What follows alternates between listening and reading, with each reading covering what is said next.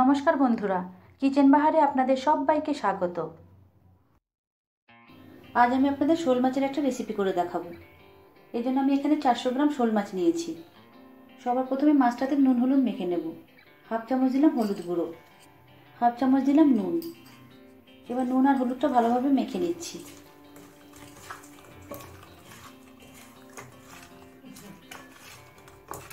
নুন হলুদটা মেখে নিয়ে মাছটা একটা সাইডে সরিয়ে রেখে দিচ্ছি। মাছ ছাড়াও এই রেসিপির জন্য নিয়েছি আলু আর ফুলকপি। একটা মাঝারি সাইজের ফুলকপি টুকরো করে কেটে নিয়েছি, আর একটা বড় সাইজের আলু একটু লম্বা লম্বা করে কেটে নিয়েছি। কড়াই 3 থেকে 4 টেবিল চামচ পরিমাণ সর্ষের তেল দিয়ে দিচ্ছি। সামান্য পরিমাণে দিচ্ছি একটু নুন।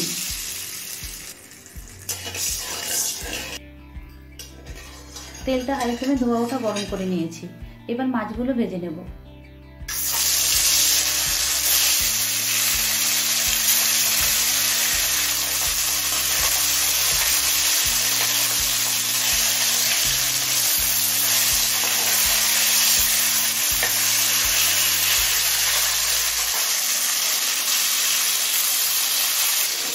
মাছগুলো উল্টে পাল্টে হালকা করে ভেজে নিয়েছি।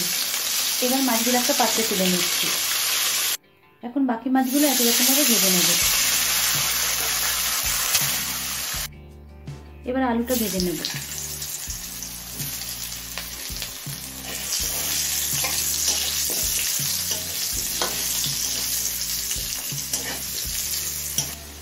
আলুটা লাল করে ভেজে নিয়েছি।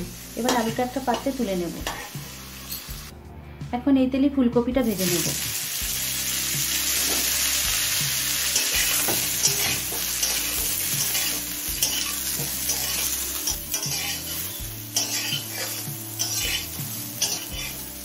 পাঁচ ছ মিনিট সময় নিয়ে মিডিয়াম ফ্লেমে ফুলকপিটা ভেজে নিয়েছি।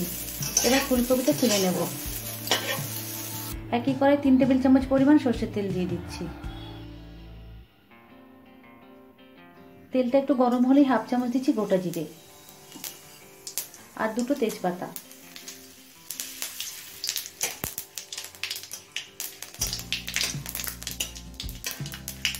জিরে তেজপাতাটা 30 থেকে 40 সেকেন্ড সময় নিয়ে লাল করে ভেজে নিয়েছি।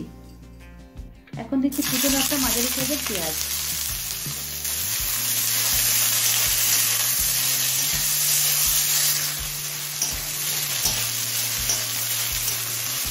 এখন মিডিয়াম ফ্লেমে পেঁয়াজটা হালকা লাল করে ভেজে নেব।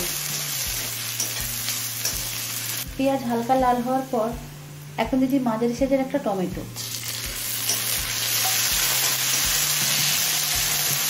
টমেটোটা আমি ছোট টুকরো করে কেটে নিয়েছি।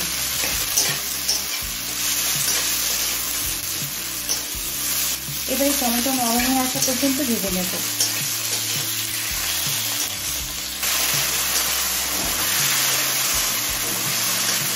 মিনিট 3 টমেটোটা মিডিয়াম ফ্লেমে ভেজে নিয়েছি, আর টমেটো দেখুন খুব ভালোভাবে নরম হয়ে গেছে। এখন হাফ চামচ দিচ্ছি হলুদ গুঁড়ো, গুঁড়ো লঙ্কা দিচ্ছি 1 চামচ, স্বাদ অনুযায়ী দিচ্ছি নুন। এখন দিয়ে দেবো আদা জিরে বাটা। এখানে 1 টেবিল চামচ জিরে আর 1 ইঞ্চি আদা পেস্ট করে নিয়েছি।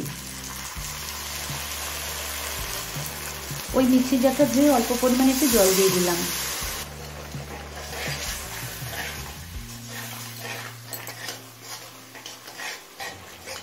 সমস্ত মশলা ভালোভাবে মিশিয়ে নিয়েছি। এখন হাই ফ্লেমে কিছুক্ষণ কষিয়ে নেব।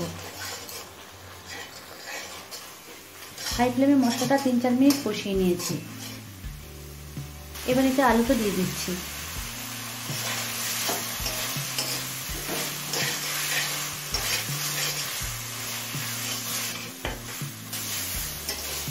আলুটা দিয়ে মশলার সাথে আরো 3-4 মিনিট কষিয়ে নিয়েছি, আর দেখুন আলু প্রায় সিদ্ধ হয়ে গেছে।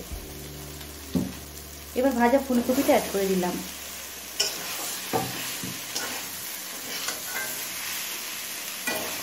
এখন সামান্য একটু জল দিয়ে ফুলকপিটা কষিয়ে নেব।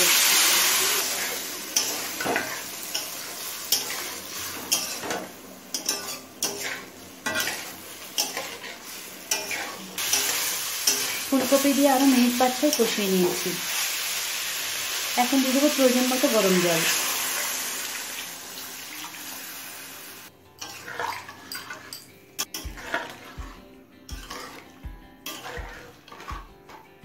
জল দিয়ে সব কিছুর সাথে মিশিয়ে নিলাম।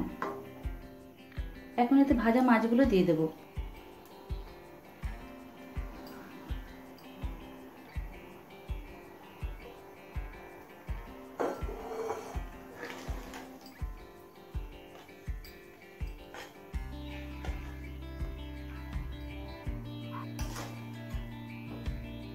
মাছগুলো দিয়ে আবার একটু নেড়ে নিলাম। এবার হাই ফ্লেমে কিছুক্ষণ রান্না হতে দেব।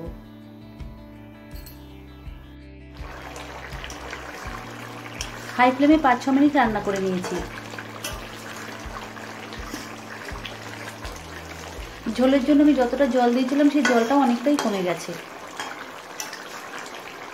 আলু ফুলকপি খুব ভালোভাবে সিদ্ধ হয়ে গেছে। এবার কিছুটা ধনেপাতা দিয়ে দেবো। এবারে ধনেপাতাটা একটু নেড়ে সব কিছুর সাথে মিশিয়ে নেব।